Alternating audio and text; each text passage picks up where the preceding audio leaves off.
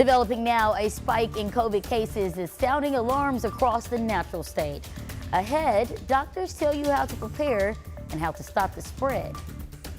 And the nomination is locked and sealed in minutes. We share the final moments of the Republican National Convention and what's next for the GOP. Plus, things are always better when they come in pairs.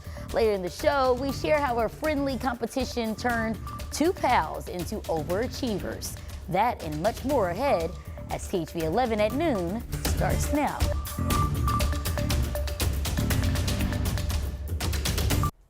Well, as we come on the air, the tech world is restoring after being forced to go dark overnight. Thank you for joining us. I'm Jurnee Taylor. This afternoon, systems are coming back online after a global cyber outage disrupted several networks early this morning. Air traffic is among the many industries experiencing disruption, and this afternoon, the Clinton National Airport is recovering after being forced to ground several flights. The reasoning? This hour is being blamed on an airport IT problem. If your flight was canceled or delayed, you can check with your airline to see if they offer a travel waiver. Now here's a live look at the misery map showing the amount of delays happening since midnight. The most noticeable change coming around 6 this morning when over 600 delays were reported. That then increased to over 1,400 by just 8 a.m. And as of right now, more than 1,500 flights nationwide are being delayed and just over 400 are canceled. Now, with services now back online, we're starting to see a domino effect happen across major airlines. Bradley Blackburn reports on how the backlog is taking a toll as we head into this afternoon.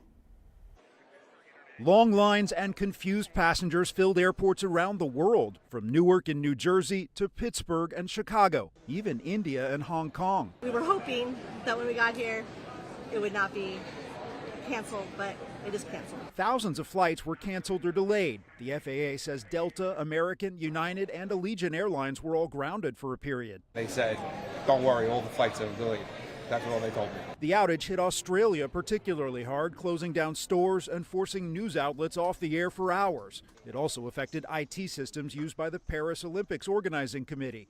The cybersecurity firm CrowdStrike says it was caused by a faulty update to computers running Microsoft Windows. We identified this very quickly and rolled back this particular content file.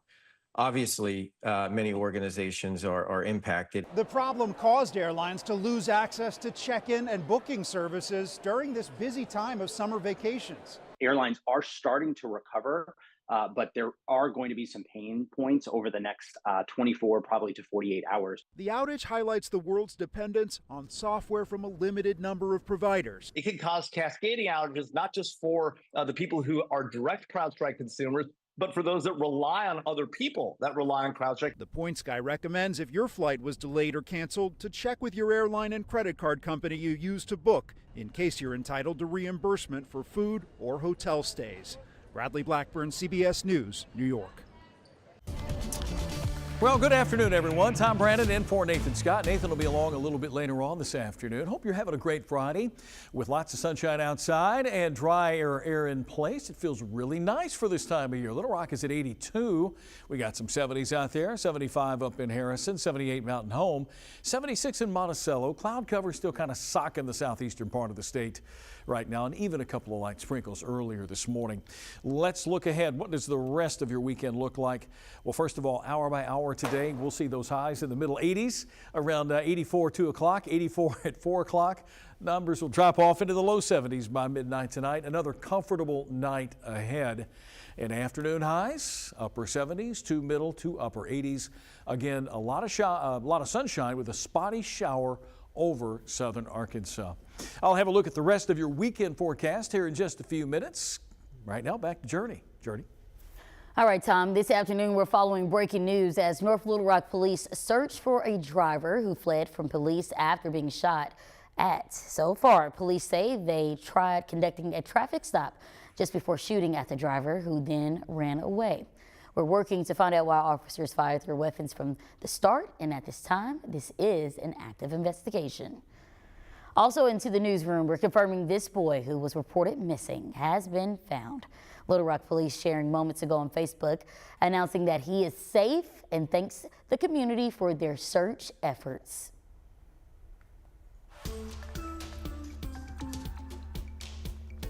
This afternoon, we're learning more on how Pine Bluff is planning to address flooding issues and what's being done to resolve the problem. Just hours ago, several people filled a room during a meeting about the watershed improvement project to make that plan as efficient as possible. Members of the public went before city leaders, voicing their opinions on the future of the city's infrastructure. With that new feedback in mind, the city is hoping to turn what's on paper into reality. I'd like to think that this planning period will probably be the longest phase of the work because it seems like we've been planning for so long. But I think it's good that it takes the time that it needs to identify all the areas that need to be identified. City leaders say they're working to address the major concerns while anticipating the flooding project to be completed by 2030. And as one city works to combat flooding issues, people across the state are working to fix the damages left behind from high waters earlier this week.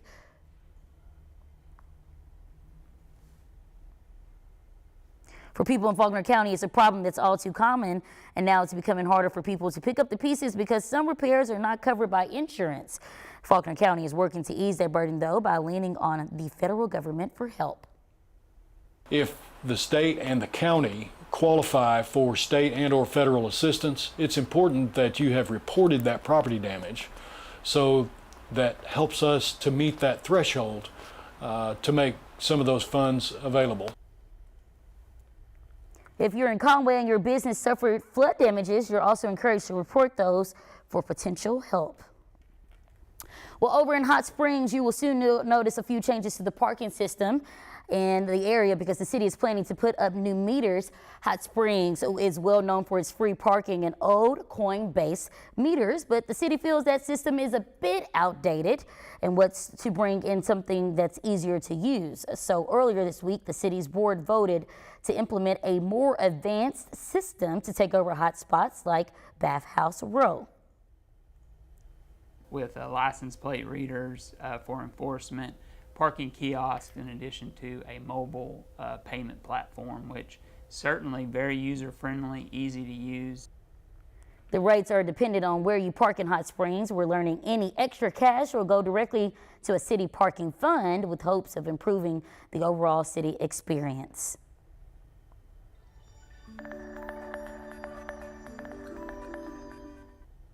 It's going to be able not just to add capacity and add the ability for more vehicles to cross, it's also going to make a huge difference from a safety standpoint, and that's a very important reason that we're doing this. You hear more about the jumpstart of a brand new bridge that will connect Arkansas to Tennessee.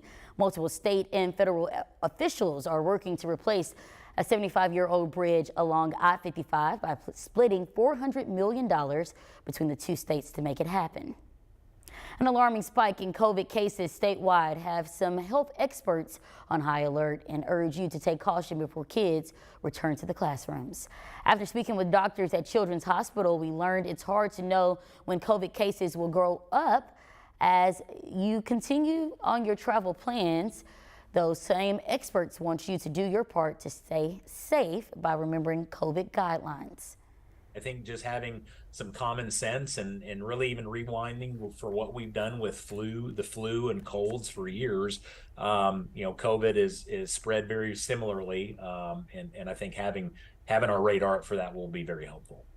Now may be a good time to consider booster shots, as doctors say the elderly or people with underlying conditions are most at risk.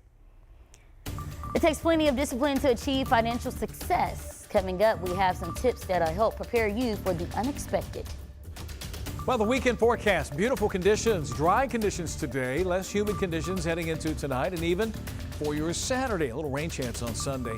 A little more active week ahead next week. We'll really concentrate on what you can expect over the next couple of days after the break.